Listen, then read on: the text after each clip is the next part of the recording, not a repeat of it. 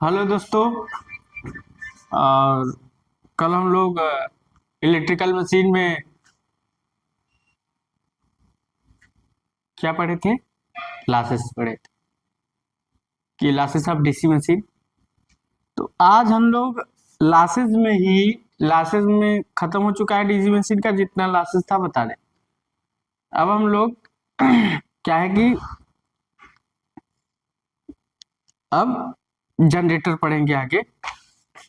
तो अगर मेरी वीडियो आपको अच्छी लग रही हो, मैं जो पढ़ा रहा आपको अच्छा पढ़ा रहा हूँ, अच्छा ऐसा लग रहा है कि हाँ अच्छे लेवल से पढ़ा रहा हूँ, चाहे टीआई वाला हो, चाहे बीटेक वाला हो, चाहे डिप्लोमा वाला हो, चाहे बीटेक कर रहा हो, चाहे एमटेक कर रहा हो, और चाहे एई की तैयारी कर रहा हो, चाहे टीजी की तैयारी कर रहा हो, चाहे जेई की तैयारी कर रहा हो, सारे सिलेबस हमने कवर कर रहे हैं। ऐसा नहीं कि मैं आईटीआई को पढ़ा रहा हूँ, बीटेक को पढ़ा रहा हूँ, गेट को अलग पढ़ा रहा हूँ, ऐसा कुछ नहीं। सबको नीचे से ऊपर तक उठा रहा है।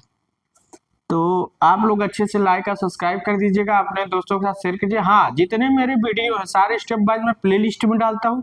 प्ले लिस्ट आप खोलेंगे तो उसमें स्टेप बाय स्टेप सारे वीडियो मिलेंगे। डिजिटल इलेक्ट्रॉनिक्स के अलग, पावर प्लांट के अलग, और इलेक्ट्रिकल मशीन के अलग। तो स्टेप बाय स्टेप हर सारे सब्जेक्ट क्लियर किए जाएंगे। अभी इलेक्ट्रिकल मशीन चल रहा है, उसके बाद हो सकता है बेसिक इलेक्ट्रिकल उठाया जाए, फिर आपका एनालॉग इलेक्ट्रॉनिक्स भी उठा जाए, डिजिटल तो ठीक है। तो अब हम लोग आगे चलते हैं। Generator, DC generator, DC generator. तो what definition of generator? Generator क्या करता है? जनरेट करता है। जनरेटर क्या करता है? जनरेट करता है। तो जनरेटर हमारा क्या है? मैकेनिकल इंस्ट्रूमेंट है जो हमारा मैकेनिकल एनर्जी को इलेक्ट्रिकल एनर्जी में कन्वर्ट करता है। ये मान लीजिए हमने बताया था जनरेटर के बारे में, डीसी मोटर और डीसी जनरेटर, जनरेटर और मोटर के बारे में। तो ये डीसी जनरेटर है,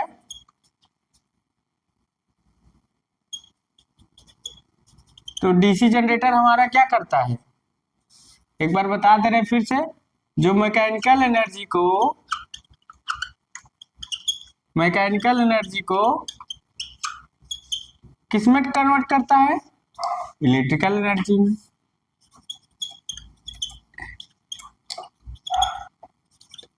हम लिखा चुके हैं इसके बारे में, एक बार फिर से बता दे रहे हैं जिसको न पता हो, जो क्लास फिर से चालू कर रहे हैं। तो जनरेटर हमारा मैकेनिकल एनर्जी को इलेक्ट्रिकल एनर्जी में काम करता है।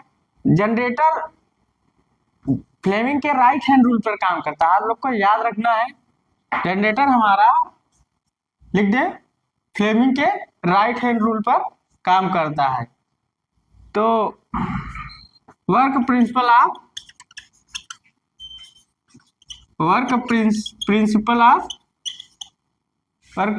किस पर? Fleming right hand rule. Fleming right hand rule. तो हमारा फ्लेमिंग राइट हैंड रूल पर जनरेटर काम करता है। और एक चीज क्या करता है जनरेटर, और जनरेटर के द्वारा हम क्या इंड्यूस्ड ईएमएफ की दिशा और करंट की दिशा ज्ञात कर लेते हैं। ठीक, पूछता है एग्जामों में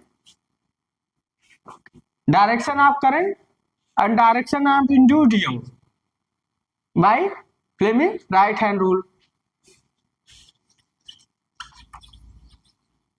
Direction of current and direction of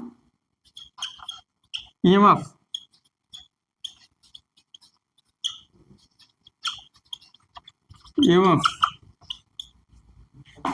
current का डायरेक्शन और इंड्यूस्ड ईएमएफ का डायरेक्शन किसके द्वारा ज्ञात किया जाता है? By Fleming right hand rule. By Fleming right hand rule. Right hand rule, Fleming right hand, direction of current, direction of EMF electromagnetic field induced by Fleming right hand rule के द्वारा आपको ज्ञात किया जाता है। बाय नोन एज लिख सकते हो, नोन एज जानकारी, known as Fleming right hand rule. और जनरेटर के बारे में आप क्या लिख सकते हो, जनरेटर में करंट बाहर जाती है, ये तो हमने बता दिया था। तो इतना जनरेटर नॉर्मली हमने बता दिया कि जनरेटर हमारा मैकेनिकल एनर्जी को इलेक्ट्रिकल एनर्जी में कन्वर्ट कर देती है। Work principle of Fleming right hand rule पे काम करता है। जनरेटर में डायरेक्शन ऑफ करंट और direction of induced by Fleming right hand rule एग्जामों में खास कर पूछता है।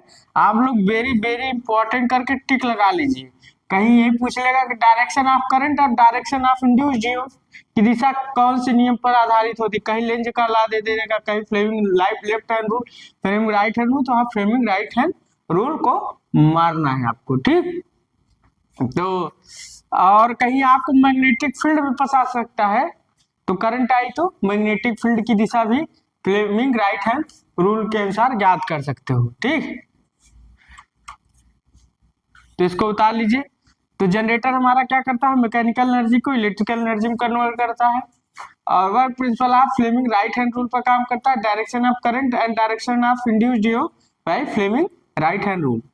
देखो सब्जेक्ट में इतना चीजें हैं कि कुछ न कुछ मिस हो ही जाएंगी। मैं कितना भी पढ़ के कहीं से भी आपको बताना चाहूंगा, कहीं ना कहीं से मिस तो हो ही जाएगी, मगर जितना मैं हो सकता हूँ 100% आपको एफिशिएंट देने की कोशिश करता हूँ कि आप लोग अच्छे से 101% आप लोग को ऐसा ना लगे क्वेश्चन छूट जाए। मैं खुद सोचता हूँ कि आप लोग कितना बता दिया जाए। तो ये आपको direction of current direction of induced Fleming right hand rule पर काम करता है, तो बता लीजिए। अब आगे हम चलते हैं, बता लिए होंगे।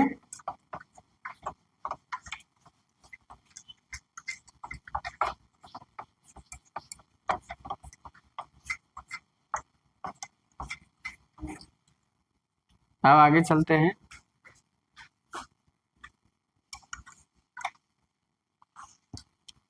आगे अब जनरेटर, अब हम निकालेंगे maximum power flow in DC generator. तो power flow in DC generator,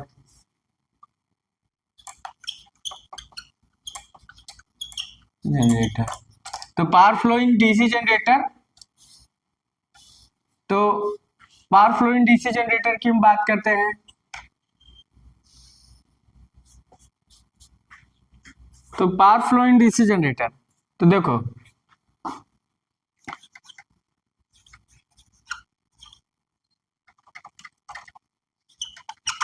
mechanical input,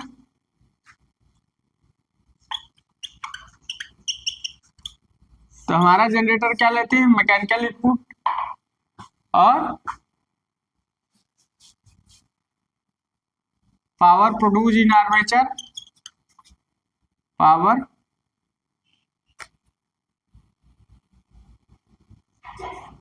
produced in armature.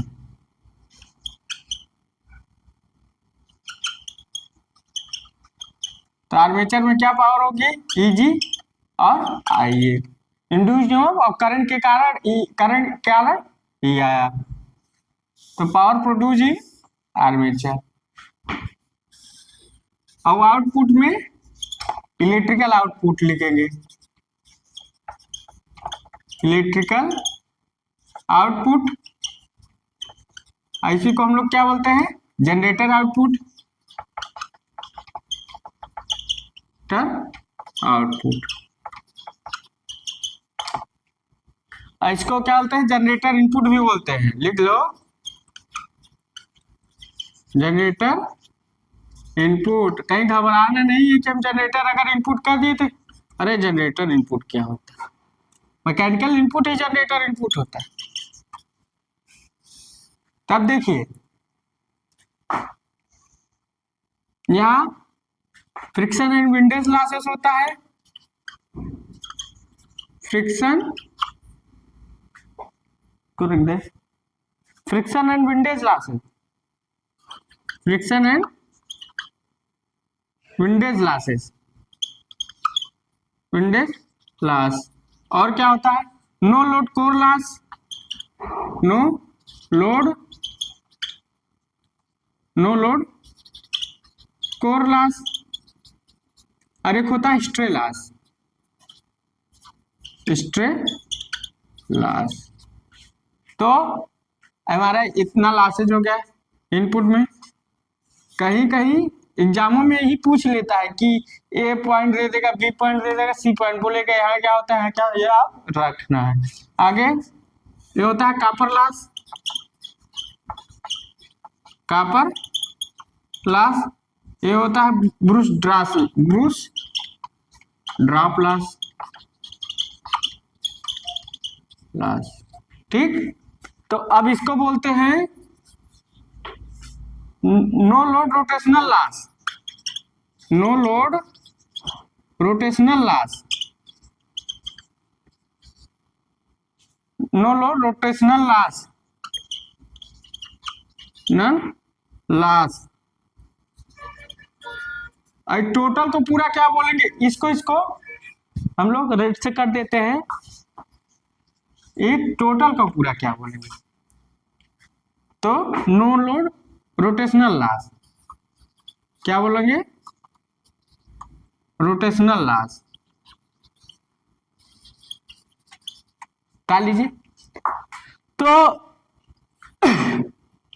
पूछता है कि पावर फ्लोइंग डीसी जनरेटर में आपको बताना है, कहीं पॉइंट ए दे देगा, कहेगा पॉइंट ए क्या है, कहे पॉइंट बी क्या है, पॉइंट सी क्या होता है, कहेगा यहाँ क्या होता है, पॉइंट डी दे देगा, पॉइंट ई दे देगा, तो पूछेगा क्या होता है, तो आपको याद रखना है। ठीक, और कहीं यहाँ ब्रैकेट दे देगा, अब ब्रैकेट दे देगा, यहाँ से हटा देगा, कहे यहाँ क्या होना चाहिए, जी आइए, चार ऑप्शन में से दे देगा, आपको फंसाने की कोशिश करेगा, आप फंसिएगा नहीं, इसलिए हमने पावर फ्लोइंग डीसी जनरेटर लिखाना समझा कि पावर फ्लोइंग डीसी जनरेटर आप लोग याद रखिएगा। ए टोटल होता है फ्रिक्शन विंडेज लॉस, और नो लोड कोर लॉस को बोलते हैं नो लोड रोटेशनल लॉस, और total stray loss plus no load rotational loss को बोलते हैं टोटल रोटेशनल लॉस। इसको लिख सकते हैं टोटल रोटेशनल लॉस। ठीक, और रोटेशनल मतलब घूमने का कारण होता है, और चाहे फ्लक्स घूमे चाहे एयर घूमे तो उसके कारण, और एक कॉपर लॉस होता है, और एक आपका ब्रूस ड्रॉप लॉस है, वेरिएबल लॉस होता है, लोड करने पर डिपेंड करता है। बता लीजिए जल्दी।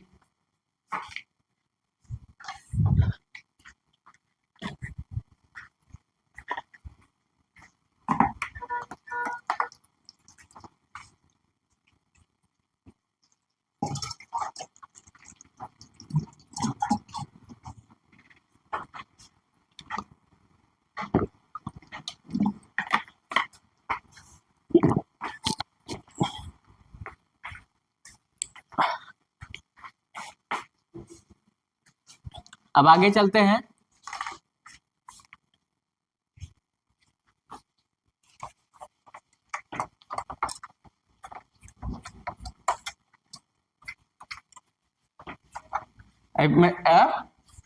एफिशिएंसी, जनरेटर की एफिशिएंसी निकालेंगे,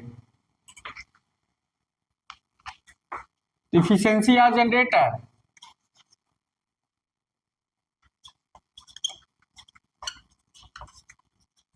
जनरेटर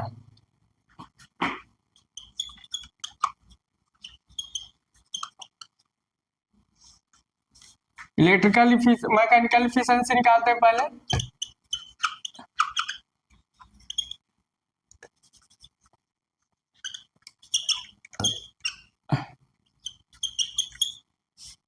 इफिशियंसी का मतलब होता है आउटपुट बटे इनपुट होता है, सब लोग जानते हैं। इफिशियंसी मतलब आउटपुट बटे इनपुट होता है, बताइए। अब देखो मैकेनिकल इफिशियंसी में क्या होता है, जैसे आपका जनरेटर में नॉर्मल शॉर्टकट हम बताते हैं, इसमें क्या है, पावर आर्मेचर में क्या है, EGI है और मैकेनिकल इनपुट। ठीक, और इलेक्ट्रिकल इनपुट में क्या है, इलेक्ट्रिकल आउटपुट में क्या है, V इंटू आई एल ना। तो क्या होगा, अब मैकेनिकल इफिशियंसी में देखा जाए तो क्या होगा, सीधा हम लोग यमी करके लिखते हैं मैकेनिकल इफिशियंसी। तो पावर प्रोड्यूस इन आर्मेचर और मैकेनिकल इनपुट, समझ रहे होंगे, power produce in armature, power produce in armature है मैकेनिकल इनपुट, इसीलिए हमने इसको लिखा है मैकेनिकल इनपुट। अब मैकेनिकल इनपुट कुछ भी हो सकता है, तो power produce in armature and mechanical input, इसको हम लोग लिख सकते हैं, क्या लिख सकते हैं,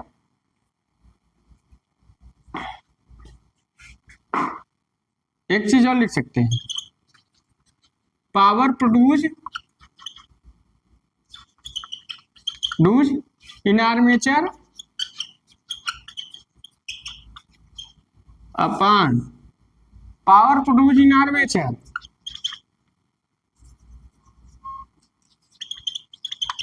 पावर प्रोड्यूस इन आर्मेचर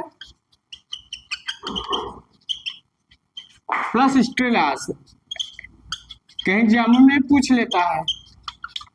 और इसको एक बार और लिख सकते हैं क्या, easy I A upon mechanical input कल इनपुट। ठीक, 4 फार्मूले हो गए, आप लोग उतार लीजिएगा, इसको भी उतार लीजिएगा समझने के लिए कि हमने मैकेनिकल इफिशियंसी को लिखा तो लिखा कैसे। ठीक, तो इसे ब्रैकेट में कर लीजिएगा, आप लोग उतार लीजिए। तो मैकेनिकल इफिशियंसी क्या होती है, पावर प्रोड्यूस इन आर्मेचर और मैकेनिकल इनपुट, और power produce in armature, power produce in armature plus stray loss, ऐसे करके पूछ लेता है। या इसको हम पावर प्रोड्यूस आर्मेचर क्या लिख सकते हैं, ईजी आई ए और मैकेनिकल इनपुट। तो लिखने का तरीका है आपका कि कैसे रहे। ठीक, तो मैकेनिकल इफिशियंसी लिख रहे हैं, इलेक्ट्रिकल इफिशियंसी नहीं लिख रहे हैं, तो मैकेनिकल का आउटपुट ये है और इनपुट ये है, इसलिए हमको ये लिखना पड़ा कि मैकेनिकल इनपुट और पावर प्रोड्यूस इन आर्मेचर। तो एग्जामों में पूछ लेता है कि what definition of mechanical efficiency. ठीक, अब परसेंटेज अगर लगा देंगे तो इंटू 100 कर सकते हैं, अगर परसेंटेज कहीं पूछ लिया सब में 100 पूछ लीजिए इंटू 100, तो परसेंटेज लगा रहेगा मैकेनिकल इफिशियंसी में, तो 100 लगाना है। ठीक, तो आप लोग डाल लीजिए। तो मैकेनिकल इफिशियंसी पूछेगा तो आप फार्मूला रटना नहीं, आपको फिगर बना लेना और इसको लिख डालना है, फिगर बना लेना है लिख डालना है, फिगर बना लिख डालना है, फिगर बनाना है लिख डालना। मान लो भूल गए उस तुरंत लिखने के जल्दी में एग्जाम में कि भूल गए, भूलना नहीं, कहीं ये पूछ लेगा, तो आपको फिगर बनाकर आंसर लिखना है, फिगर बनाना है आंसर लिखना है। आप लोग लिख लिए होंगे।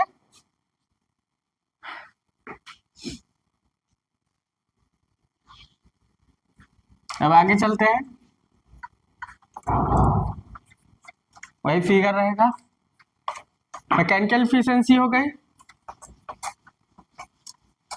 अब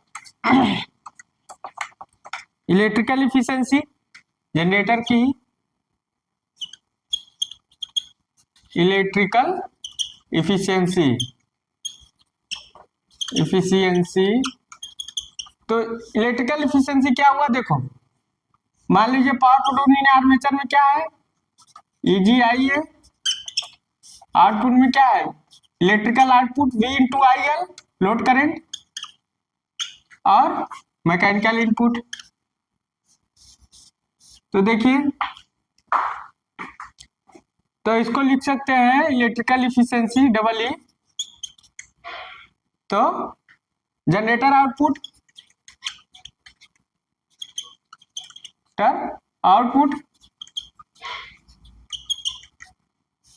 और अपन power produce in armature,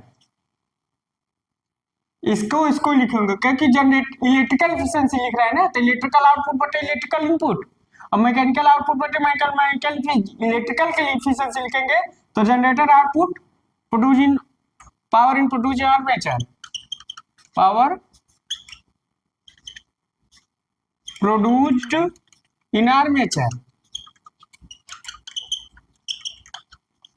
power produce in armature. और क्या लिख सकते हैं, जनरेटर आउटपुट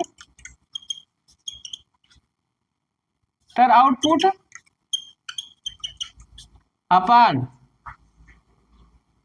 जनरेटर आउटपुट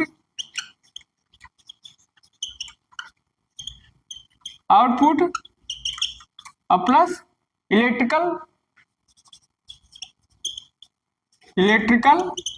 और कॉपर लॉस।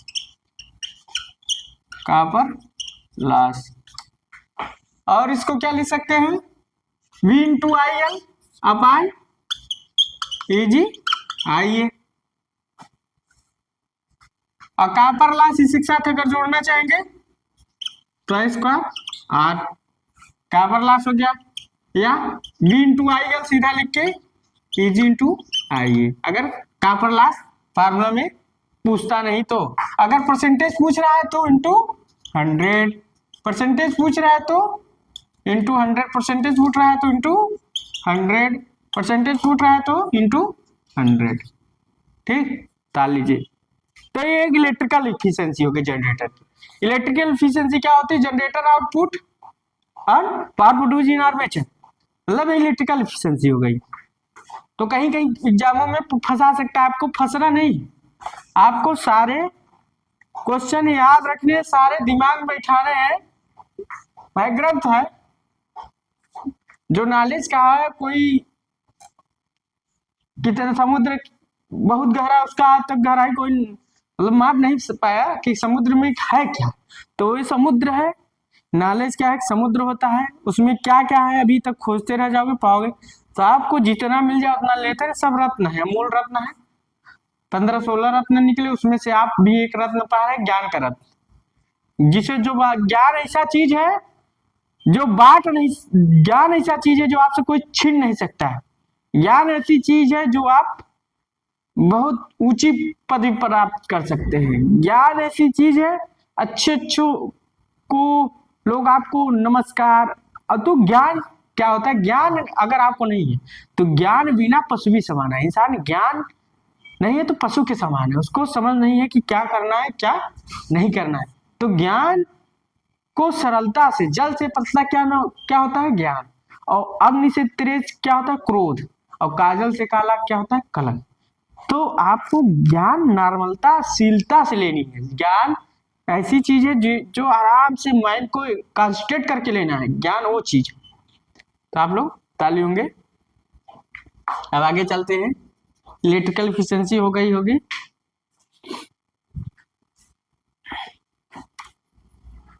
अब आगे चलते हैं,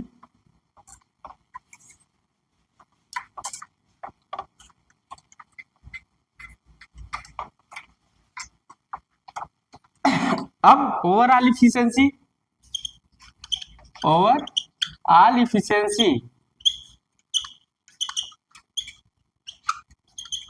तो ओवरऑल इफिशिएंसी अगर हम लिखना चाहें तो कैसे लिखेंगे, मान लीजिए आपका EG इंटू आई है और मैकेनिकल इनपुट है, और आपका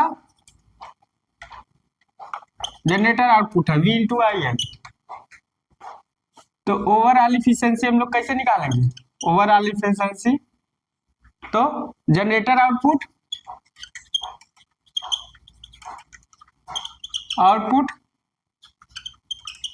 अपन जनरेटर इनपुट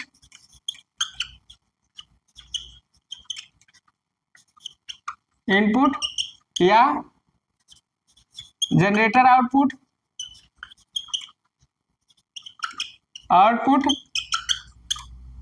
या मैकेनिकल इनपुट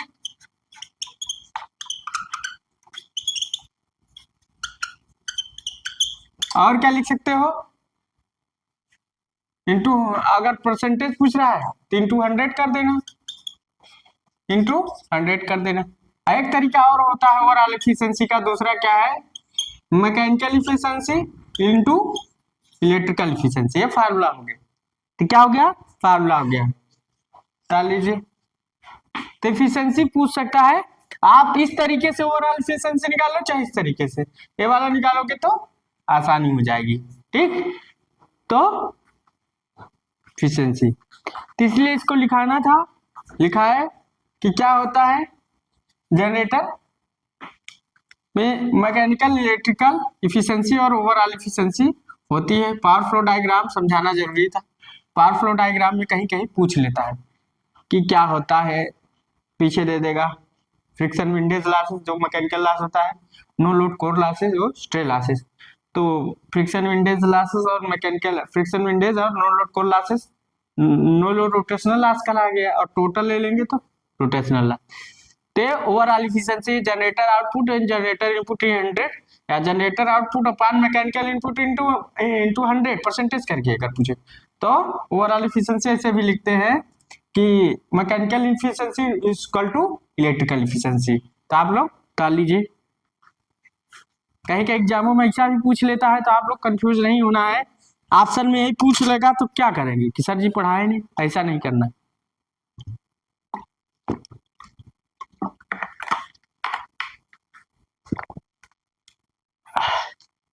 इसको उतार दे, आज का आप नोट डाउन कर लिए होंगे। अब आगे चलते हैं।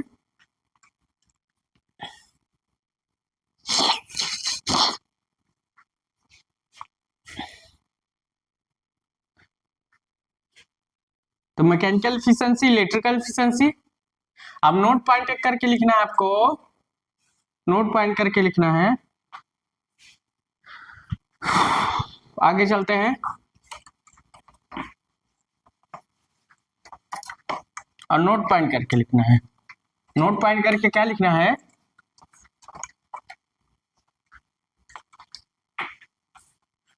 नोट पॉइंट में कि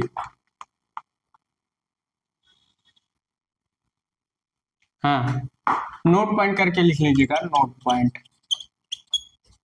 एग्जामों में क्या पूछ सकता है, तो अब जान लीजिए जो हमारी मैकेनिकल इफिशिएंसी होती है is greater than electrical efficiency, याद रखना है नंबर 1। मतलब mechanical efficiency, mechanical efficiency is greater than electrical efficiency.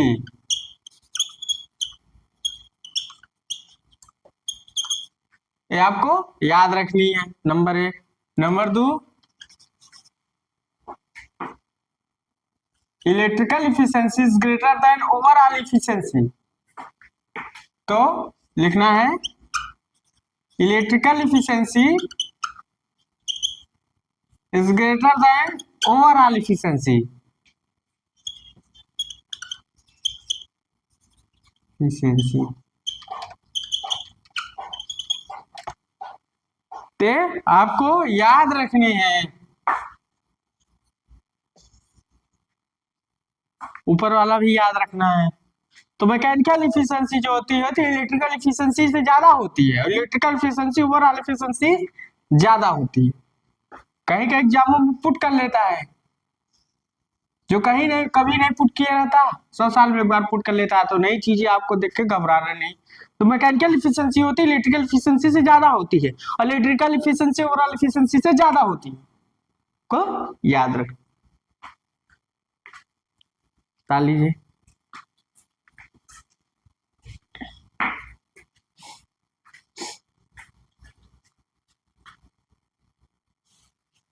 तो ऐसा ना लगे कि कोई क्वेश्चन छूट रहा है, इसलिए मैं कुछ कॉम्पिटेटिव तरह भी पढ़ा रहा हूँ, थ्योरी तरह भी पढ़ा रहा हूँ, जितना बन सक रहा है उतना कवर कर रहा है।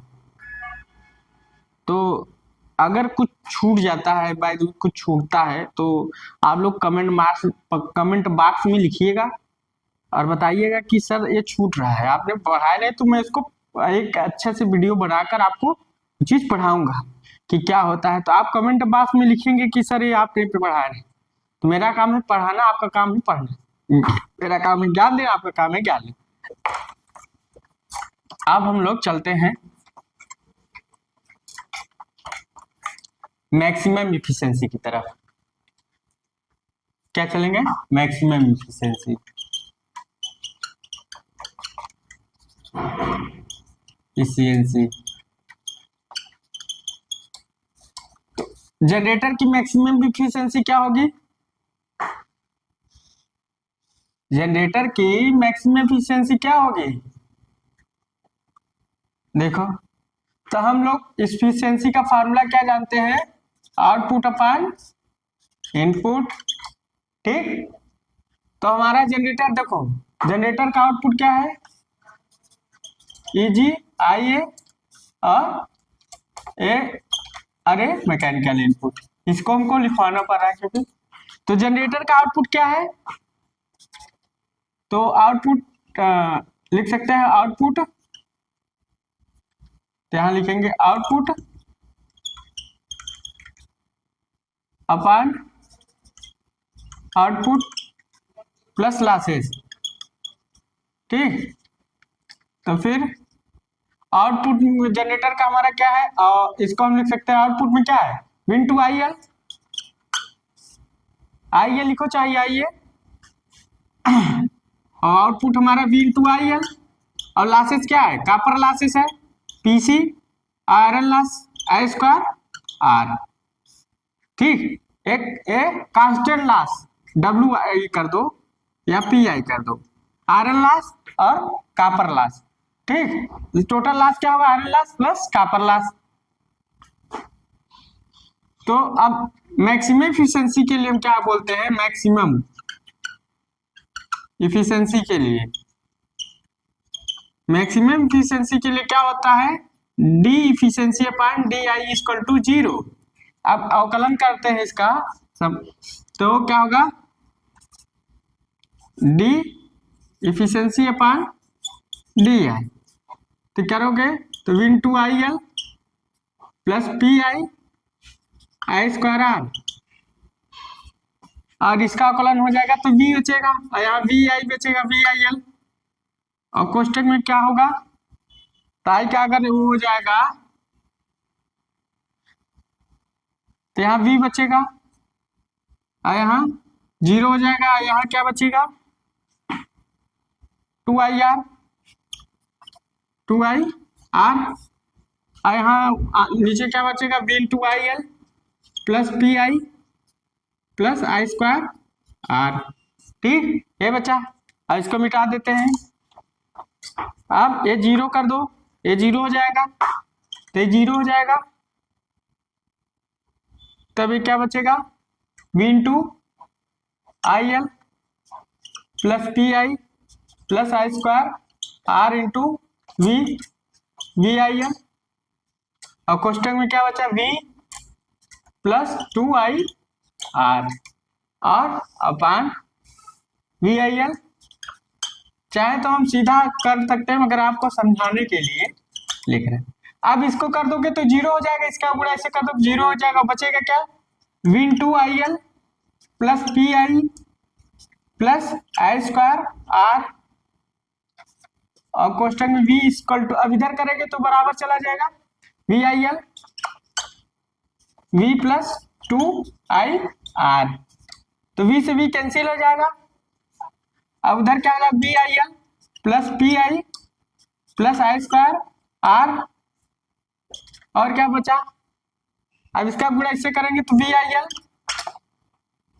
देखिए वी आई एल अब प्लस 2I स्क्वायर आर, चाहे I L I square R बराबर है, वी आई से वी आई एल कट गया। अब P I equal to I square R हो गया, तो क्या हो गया? कॉपर लॉस कांस्टेंट लॉस बराबर हो गया, मतलब iron loss equal to constant loss equal to copper loss, copper. Maximum efficiency generator में मिल जाएगी। और इसी को हम लोग लिख सकते हैं as equal to P I upon R. ये भी फार्मूला बन गया, ताल लीजिए। तो जनरेटर की हमारी मैक्सिमम एफिशिएंसी कब हुई? जनरेटर की हमारी मैक्सिमम एफिशिएंसी तब हुई जब हमारा कांस्टेंट लॉस कॉपर लॉस के इक्वल हो गया, कांस्टेंट लॉस वेरिएबल लॉस के इक्वल हो गया। तो आयरन लॉस कॉपर लॉस यहाँ लिख सकते हो, या इसको copper constant loss plus variable loss कर दो। हाँ ठीक है, constant loss plus copper loss चाहे कांस्टेंट लॉस चाहे वेरिएबल लॉस, बात तो एक ही हुई। तो कांस्टेंट लॉस वेरिएबल लॉस, या इसे बोलते हैं iron loss plus copper loss. इतना बता लीजिए ऊपर वाला।